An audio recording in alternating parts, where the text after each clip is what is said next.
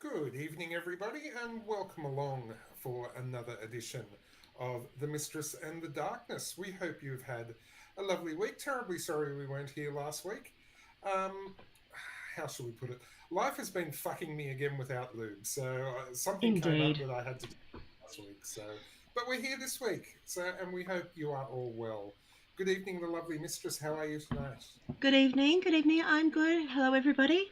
Nothing to complain about at the moment. I'm sure I'll think of something a little bit later on to complain about for sure. Very good, very good. Well, folks, we are be going to David, don't do that. We are going to be doing crimes and cults this evening, ladies and gentlemen. We've got some Hmm. rather interesting stuff to discuss. And when you think about it, cults are a rather interesting phenomenon. Um, I'm not saying they weren't around before, but they certainly became very prevalent in the mid 1960s. And why would this be so? Well, from a personal point of view, I think what's happening, or what has happened all through downtime, especially since the mid 60s, is people are looking for a sense of belonging. Now, whether it be that they don't feel that belonging within their own family, or it's something more existential, but they're looking for a sense of belonging. And cults are always led by very, very charismatic people. Very true. And this is why people tend to actually drift towards somebody that is charismatic. If you think about it at a party, if you're at a party and there is somebody that is really charismatic, can really hold a conversation, and can really talk and connect with people, that's what people are looking for when they seek solace within a cult. Whether it be the fact that maybe they're new into a city and they don't know anybody and they've spent a little bit of time there and they're feeling a little bit lost, and all of a sudden along comes uh, this organization that can provide them a feeling of connection, a Yeah, that's feeling of exactly being right. wanted, a feeling of being needed. Yeah, I think it's Um, also the but whole as I said, family factor. Do you know what I mean? The whole people together, they feel like they're part of something bigger than themselves, which is why they get lots of people that are wayward and that kind of thing. So, yeah, lots of lost puppies chucked in there. and the lovely mistress is going to lead us off this evening with our first delve into the world of cults. Except I'm not you are. Remember? You were going to do branch, and I'll just go through. Give me a second.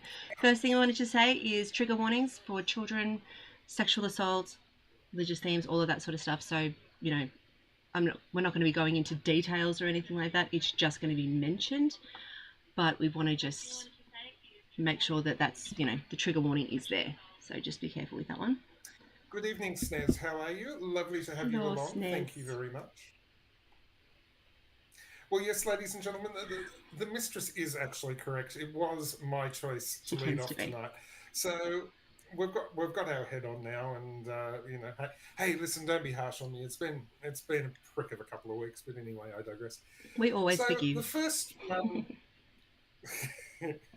the first area we are going to delve into is the Branch Davidians. Now, for those of you that may be scratching your head and going, Branch Davidians, that sounds familiar. Yes, of course, it sounds familiar. Waco. A gentleman by the name of David Koresh was ultimately the leader of the Branch Davidians, but David was a lost soul himself, and he came to the Branch Davidians as such. And his name wasn't even David Koresh at the time, it was Vernon. And of course, why wouldn't you want to change it if your name was Vernon? I mean, his parents Vernon. really must have hated Yeah, him. it's not Vernon? exactly the best. It's not exactly the best name, not the most easy to roll off your tongue, especially for a cult leader. Oh, my cult leader, my Lord Vernon. No, no, it has to be something a little bit more Vernon, exciting have than you chopped the wood yet, boy? yeah. I'm gonna go start my own cult with blue signs and yeah. And now we know And why it titties and started. drags. Exactly, it's done. Oh, that's fun. Just So let me know when you anyway, want me to click to the next slide, by the way. okay, click to the next slide. So Okay. Vernon turns up at a place called Mount Carmel, outside of the city of Oh, Waco did you? in Texas, and he very quickly befriends the leader of the cult. And does not take too long, and there is a power struggle between the leader and the new and up and coming person in the name of David Koresh. They went overseas. They did a pilgrimage to Israel, the holy pilgrimage, and by the time they came back, it was well and truly evident that David had actually usurped control from the previous leader, and the Oops. cult split in two. About 60% went off with David, and the remainder stayed at the compound. And over Okay. time, eventually, the existing leader of the Davidians reached out to David with an olive branch, and which he took and then overtook the cult. Now, David was renowned for taking many wives and siring many children, but that's not what kicked everything off. What kicked off the real fracas, which is still remembered to this day, was the fact that the Bureau of Alcohol, Tobacco and Firearms raided the Branch Davidian compound at Waco because they had a tip off that David and his people were stockpiling weapons, so they spoke. And anyway, a shooting uh, took place between the ATF and the Branch Davidians, which in turn brought the FBI in. And after a 20-day siege, the FBI say the Davidians set fire to the compound. The Davidians that did get out, and there was a couple that got out, 90 did die, but a couple did get out, say that no, it was Wow. actually the FBI that threw a firebomb into the compound when they rammed it with one of their tanks. Oh The my gosh, truth will that's never be hefty. known because it has been covered up for a long time. Mm.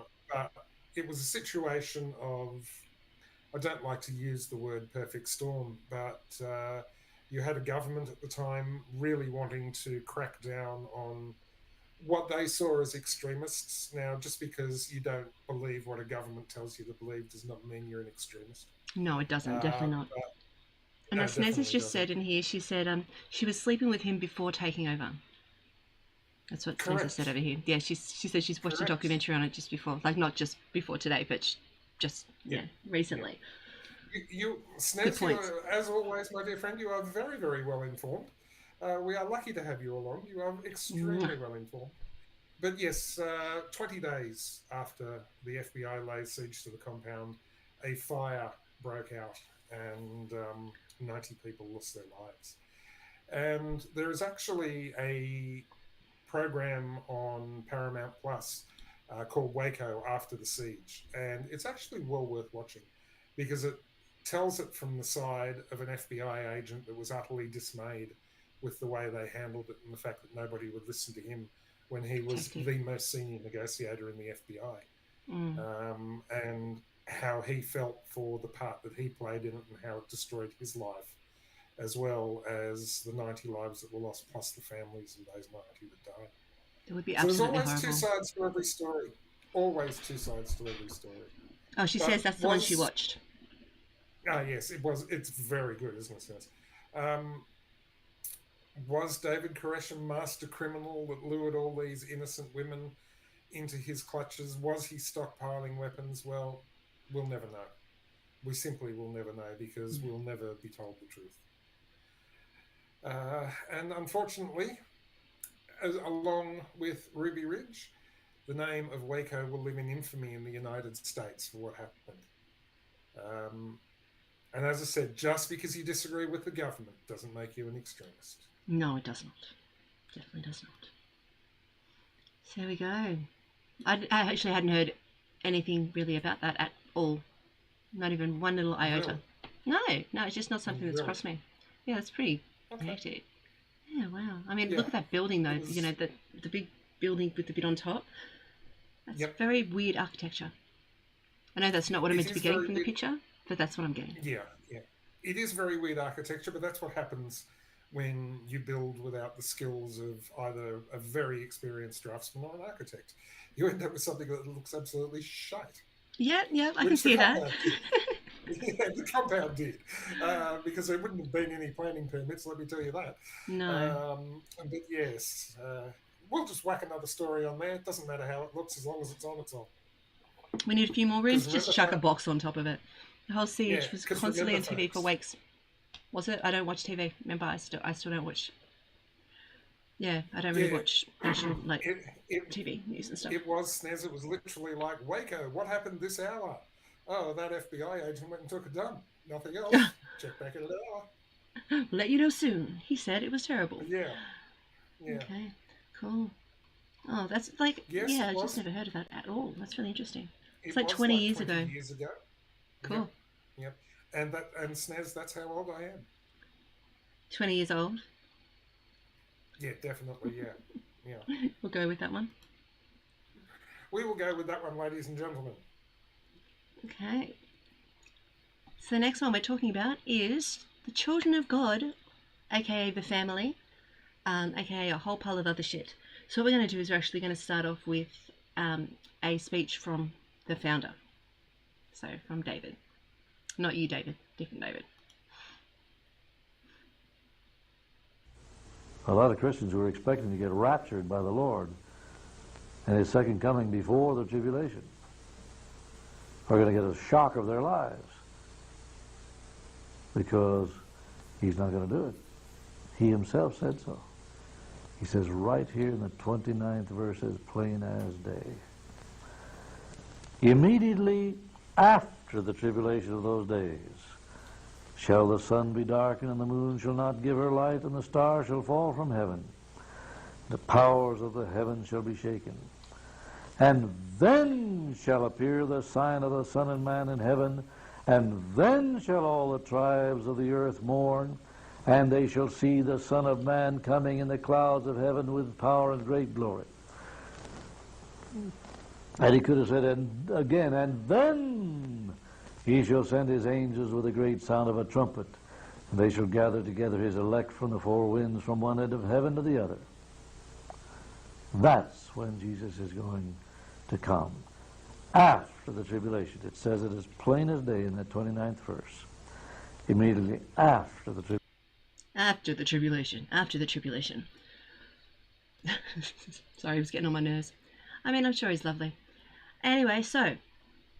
Oh, hey, good. The use of the word rapture. Hang on. Sorry, I've got too many things that make you giggle. Yeah, rapture. No, that's not what it's about. This is a serious thing and not about dinosaurs.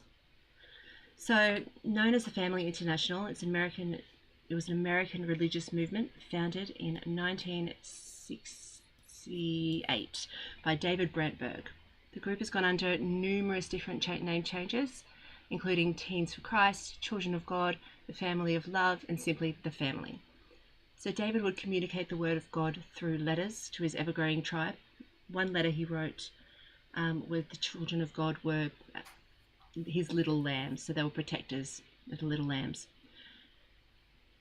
After claiming that he was God himself, he also claimed that God had gifted him with the gift of prophecies. So Berg started making demands with his followers. New members of Children of God were asked to donate everything they owned to the group, and that's him and a random girl. This one's over here. We don't know who that is. It's not actually noted. And this is one of their propaganda photos. So they were encouraged to give up everything, their employment, their family, their money. They were encouraged to give it up to the cult, but if they didn't feel comfortable with that, they could give it to the family members or things like that, and then just basically cut everybody off. This was still going on. I mean, I assume that they still expect that from people nowadays, because about 10 years ago they were still expecting it from their people. How's the day? Yeah, because that was a day of freedom, of people looking for somewhere to belong, all that sort of stuff. So free love did come with it. They were also encouraged to give up their jobs and everything like that, because you were meant to give all of your stuff to, like, all of yourself to God and the cult. Now, one of the major things that we know about it is that it was a front for child sex offences. So it was very, very well, you were expected to share. So you're expected to share anyone else who was in the cult. You were expected to sleep with everybody, even if you didn't want to. It was expected that you would. So yeah, everyone was married to God, even if they were married to the other people. Incest was permitted and expected as well, so it didn't matter if you were, yeah, there's a whole pile of bits and pieces. Within the group, there was a sex ring involving his own children. He was known as Moses David, and he ingrained sexual sharing. To start off with, the children could be as young as 12, but then it started going down to the age of 4. Mostly it was the female children, but the little boys were, part of it as well, but mostly it was considered, Berg's own daughter came out and was talked about the sexual acts. Sorry if I seem like I'm getting a little bit emotional, because this is very close to home. So I actually grew up in the Children of God in Australia. My father was in it until the day he died, and we left about the time that the child sharing started going down to the children more often. So the sleeping with children was very much paramount in North America, which is where this all started, but it did start slowly coming through to Australia, which I do mention in a little bit. It didn't get as hectic over here. We kind of, I don't know, maybe we just didn't want to touch kids as much, I don't know, but it was very much a case of when they went through and they raided all of the communes, all of the houses and stuff like that, they took all the children all across the world. America, they didn't give the children back because they found, North America, because they found there was a lot of that kind of child sex stuff, the sex rings, the pedophilia, that kind of stuff. But in Australia, most of the children were given back because they found there was no proof of anything like that, which is, who knows. David here had a sexual relationship with one of his children constantly, and the other one he tried to get a sexual relationship with. There was a thing that he decided that people should do. It's called flirty fishing. I'm sure everyone's heard of this before. Flirty fishing is where the women of the cult would go out to clubs, bars, discotheques, I don't know what they had back then, and basically flirt and sleep with men to bring them into the folds. It was expected. You didn't have a choice. You were told, today is your day, go, bring people back. And you'd have to sleep with these people. They could be, disgusting, but you still have to do it. As time went on, his requests and requirements became more and more specific. He started calling himself God. He started saying that, you had to have sex no matter, regardless of your age, which is what I was talking about before. And he ended up going into a bit of hiding. So that was 1977. He came up with the flirty fishing mandate. Now, the British court, look, all I know is what I know and what the internet knows. So they've said that there's no proof, and I know in my particular areas, they've said that people that I know who have left said that it was not a done thing as of yet. So I don't know. Do you know what I mean? And it's very much a case of you don't talk about this sort of stuff. It's really interesting. So it was very much a case of you never talk about it. Even if you leave all of your stuff there.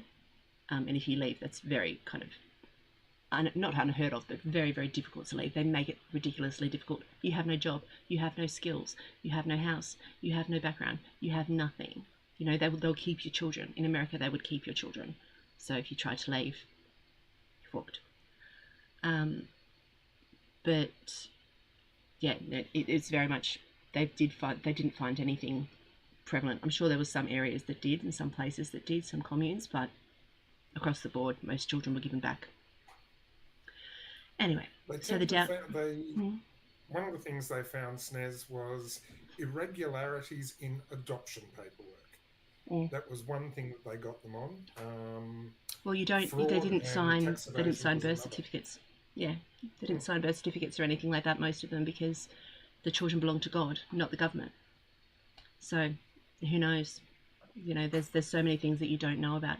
But it's interesting. So I was going through the internet today, obviously, and I actually found a website about the cult, and they're talking about their side of everything. And I was like, that's really interesting, because back in the day, That was unheard of. They would not be allowed on the internet. You would not allowed to share information that way. And I just thought that was really, really interesting. So now I can actually contact them and try to get that one song that's driving me crazy since I was a kid. This is one song we used to play on Christmas because we were only allowed to watch or listen to the stuff that was, ordained, was allowed. And there was this one kind of group that would sing all of our songs. And there's this one Christmas song that's just sticking in my head. And of course I can't find it anywhere. Yeah, 100%. There are a lot, especially people that were in sort of the more rural communes. It was very, very common for them just not to, they wouldn't go to school. There was no reason for them to be known. They didn't get their birth certificates. They gave birth at home.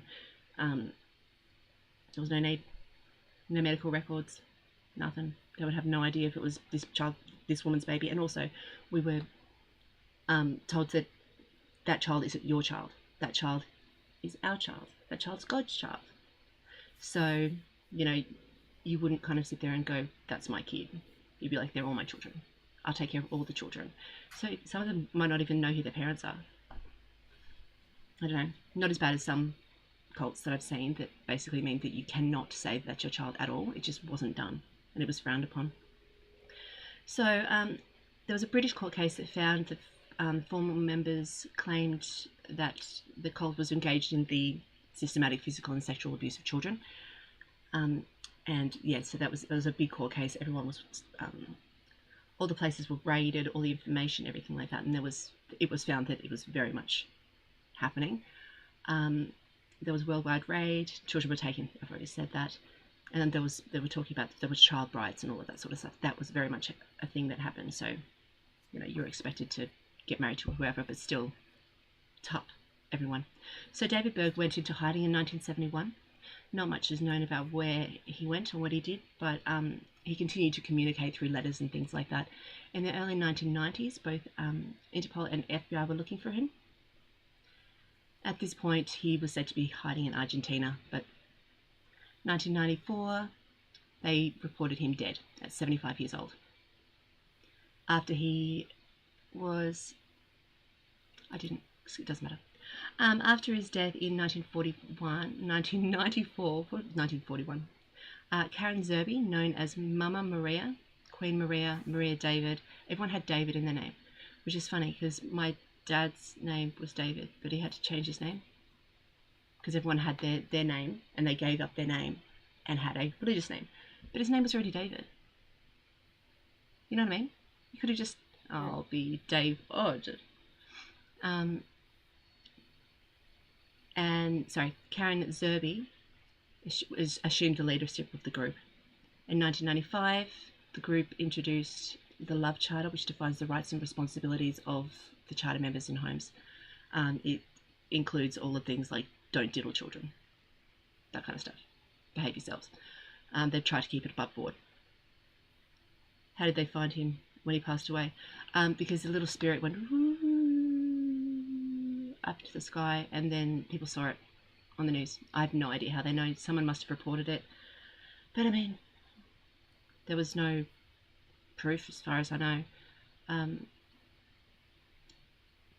There's a whole pile of other stuff about.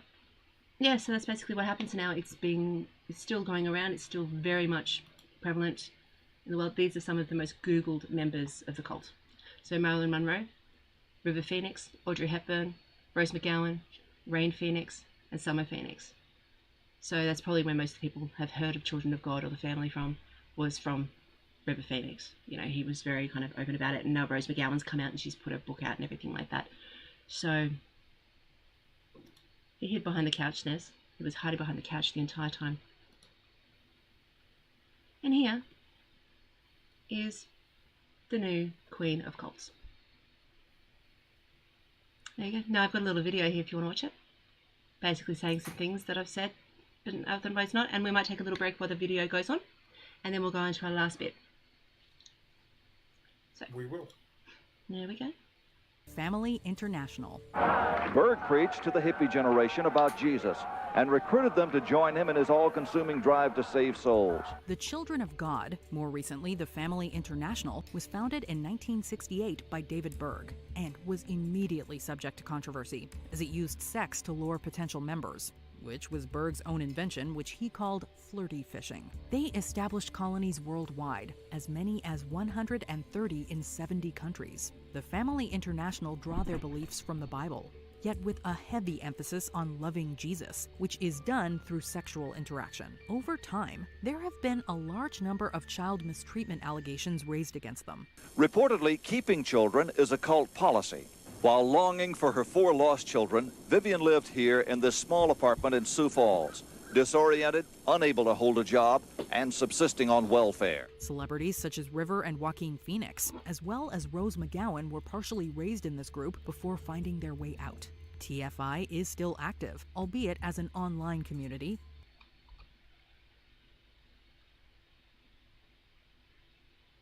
Well, that just stopped really, really quickly. Don't worry about that. Alright, sorry, I'll be right back 1 second.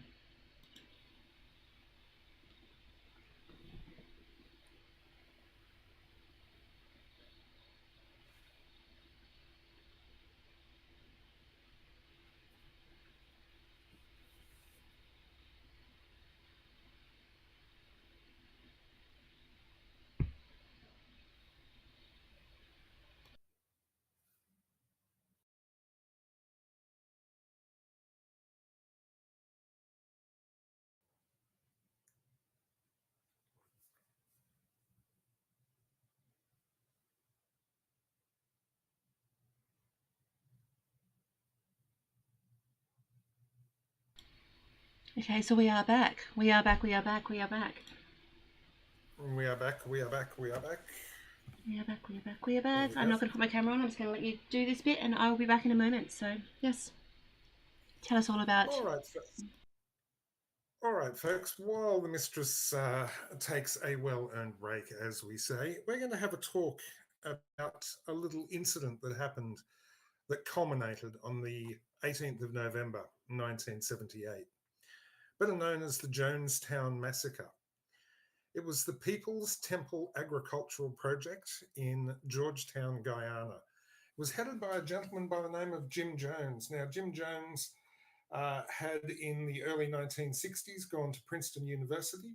After graduating, he decided to go to seminary school and worked around there. After completing seminary school, he worked around various churches in San Francisco in California and developed quite a following. And it got to the point where his following was becoming noticed and his style was becoming noticed by the Baptist churches that he was practicing with, and to the point where it was told he either had to tone it down or leave. So he decided to leave and start up his own church and called it the People's Temple. Now, there had been all sorts of, how shall we put it, all sorts of ruminations of various shenanigans going on around the People's Temple, and money laundering and tax evasion, incest, all sorts of things were leveled at this man, specifically from the established churches that he had walked away from, because, of course, he had taken a great number of people away. And the situation got very hot for Jim Jones in California. So he decided to relocate to Guyana, where he purchased a property and built a compound and labeled the compound the People's Temple Agricultural Project. Now, there was over 900 people living at the compound in Guyana at this point in time. And somebody in the cult, they had a family member that was very, very well connected. And their family member was very concerned about them. So they reached out to a friend of theirs who was a representative for the state of California in the United States Congress. And as a result, Congress sent down an inspection committee to Georgetown, Guyana, to interview the people at the People's Temple and to find out whether they were being held against their will, whether they were happy, etc., etc. Now, all seemed to be going quite well until the group decided it was the group of dignitaries, shall we call them, decided it was time to leave. And they made the statement when they went to leave that anybody that wanted to leave would be free to go with them. Now, about 12 to 15 people decided they were going to leave with the representatives of the US Congress. And when they went to board the plane, other members of the People's Temple opened fire on them on the airstrip. They killed all the members of the US Congress representative group. They killed the members of the People's Temple that went to leave. Now, they went then, after killing all these people on the airfield, they went back to the agricultural compound and told Jim Jones, and Jim Jones told his followers that their mission on Earth was complete and it was time to ascend to heaven.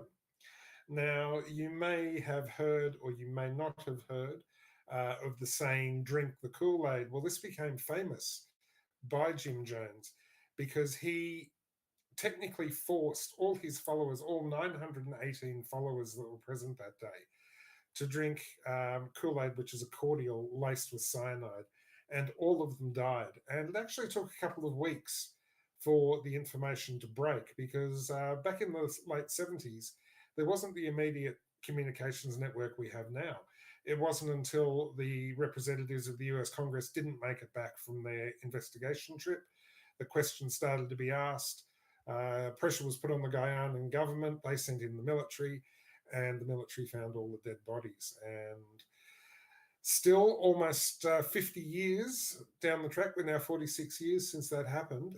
It is one of the most deadly cult incidents the world has ever seen.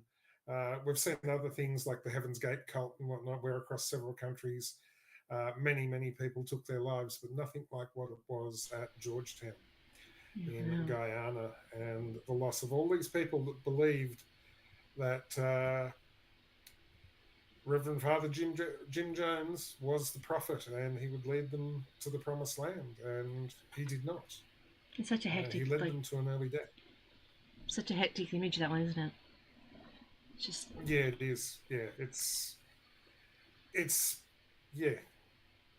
There's not a lot good that you can say about it. There really is not a lot good that you can say about it.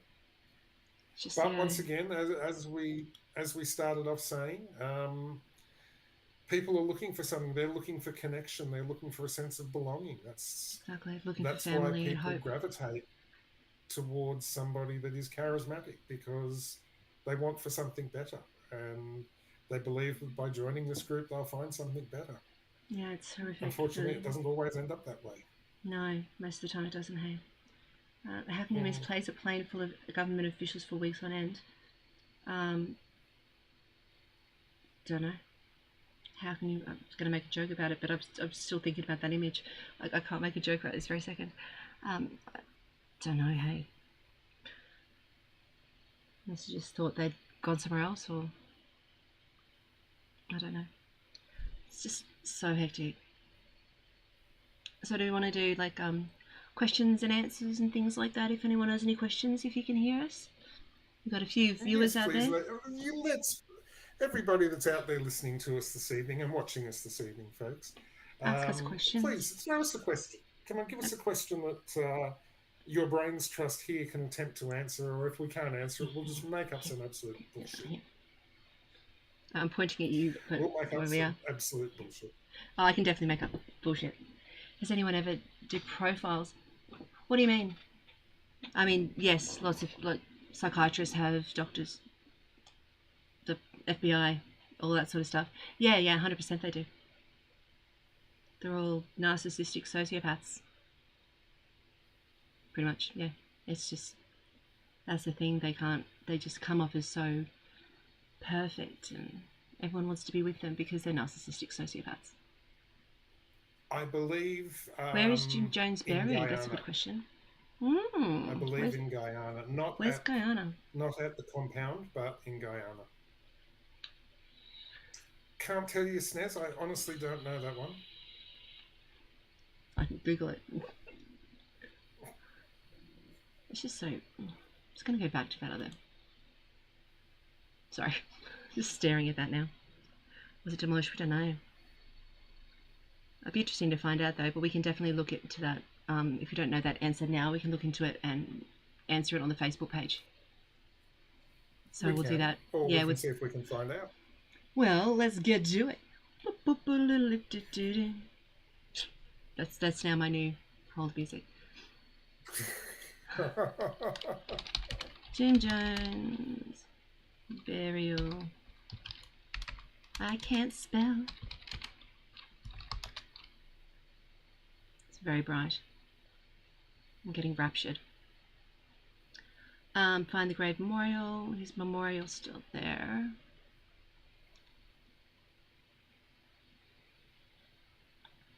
Oh, that's sorry. More pictures. Yeah, it's pretty graphic, isn't it? Yeah. Oh, my brain's It's pretty not. graphic.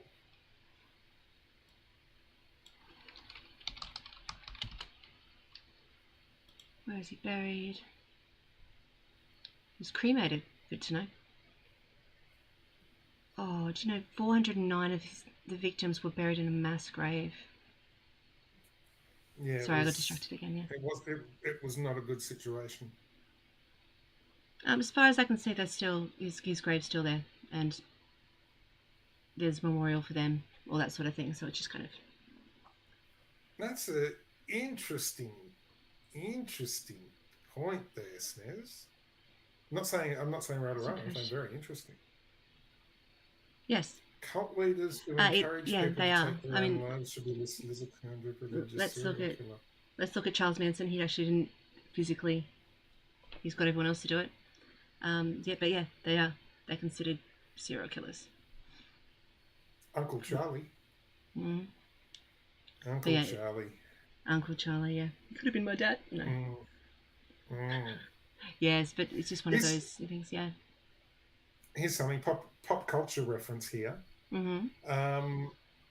One of the women that committed the Tate Libianco murders on behalf of the Manson family, yeah, her name was Luann Van Houten. Yes, it was. And one of the characters on The Simpsons, Luann Van Houten. It's interesting. They've done so many of those bits and pieces. Oh, little cheeky bastards. Yeah. You're talking a lot, but you're not saying anything. When I have nothing to say, my lips are sealed. Say something once. Apparently, I put music on that. Good to know. Whoops. It just shocked the crap out of me. Oh my god! I just put up what's on next week, just because apparently it's all got music. Good to know. I'm very good at that, except I forgot all about it. Oh my gosh. Oh, I don't need anyone to alert me. Before we sign off tonight, folks, off tonight.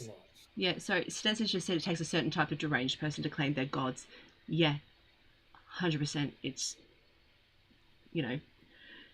narcissistic people, cult leaders, serial killers, politicians, some actors, and doctors are known to be of the similar veins, which is interesting. Hey Kelly, how you going? Hot girls done streaming. That's very good. Yeah. Well, we're finished with that. And then I scared the crap out of myself. We can stay around because we're not out of time. I mean, we've got nothing better to do but sit here and entertain you folks. I mean, that's what we're here for. After that's pretty much what we do. I mean, we're just a couple of fame whores. That's what we're here for. Fame whores. Well, I'll finish the thingy, and now there's probably going to be music popping up. Don't let it scare you. That's the one who just jumped out of my own skin. Oh, I can't. It just scares me. Oh my god. I have nothing to say. My lips are sealed. Say something once. Next week, criminal cops. Now here's a question for our audience to think about between now and next week. Oh, I love it. Giving them homework. Police, are they better than what we have now? What do you mean? Like as in corrupt, as in they break the law in order to stop bad guys, or ones that are criminals? Like, do you know what I mean? What kind of corrupt? Or are we just doing broadly? Oh, look, we're covering all sorts of corruption, police corruption next week. Yeah, we are. All sorts. So, yeah. So I mentioned. But is Yeah. society a better place with corrupt cops or without corrupt cops? Depends what. Yeah. Anyway. like start answering the question. No. That's what I'm saying. How corrupt? Like, are they corrupt in the way that, like,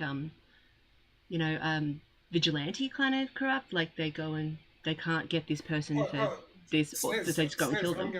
I'm going back 30 plus. I'm talking, 1970s era corruption. And I have no idea what I'm talking. What I'd be talking about. Seriously corrupt. Seriously corrupt. Well, then no, because corruption is bad.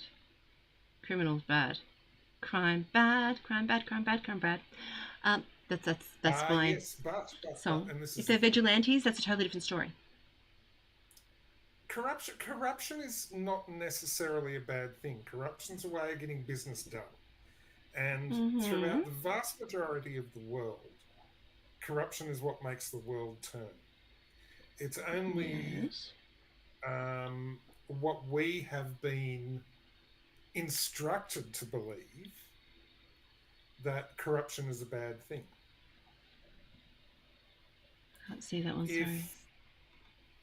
If a copper is on the take and prevents a massacre... Well, that's different. That's what I'm saying. Is it like corrupt as in causes the massacre? Or corrupt as in, does that kind of thing, like the vigilante shit? Like, that's one way, and that's another way. But if they're just stealing money and, letting bad guys live, like just letting them go, or actually doing the crimes themselves. Take a certain amount of money to allow a certain amount of crime to go on. Depends. But it stops other crime. Tell Russian citizens that corruption is okay. This show will not be allowed to air. Well, we're not in Russia. Maybe we are. If there's anyone watching from Russia, soz. That's all I got. Oh my goodness. Yeah, they can't. Yeah, well, see, then it's okay. It's alright then. See? So yes, thank you so much for watching us. We'll be back with Criminal Cops. If you have any questions or anything, we were on Facebook, so Mistress in the Darkness on Facebook's Facebook page. And this will all be edited and chucked onto YouTube. I know it's already on YouTube because some people are watching from YouTube. Thank you for watching. And that's about it. If you have any suggestions of something that you'd like us to talk about, let us know. And we can just see what we can do. All suggestions gratefully received, and not necessarily acted upon, but gratefully received. We take constructive criticism here, ladies and gentlemen. That's exactly right, Steph. That's exactly right. Sorry, she just says, so the argument is that the lesser evils the better than the greater evils. Yes. Yes. Yeah, so that's exactly right. We'll have to think about it and discuss it at length. Next week, when we cover all things corruption, from the police Christmas parties being supplied by grateful business owners, and I will go into that in detail, to all sorts of stuff that we will cover next week. Definitely, and I will think of something to talk about. We will let you make up your mind after we examine this a little bit deeper. And we will have a reference list available for your perusal should you require it, ladies and gentlemen. We will. Because after all, any good journalist is not worth their salt unless they quote their references. That is very, very, very true. Definitely. So they'll be underneath this video when it's edited and put up. Thanks, everybody. You guys are stars. Okay. Bye. Thank you, everybody. Lovely to be back. We'll see you again next week. Good night, everyone.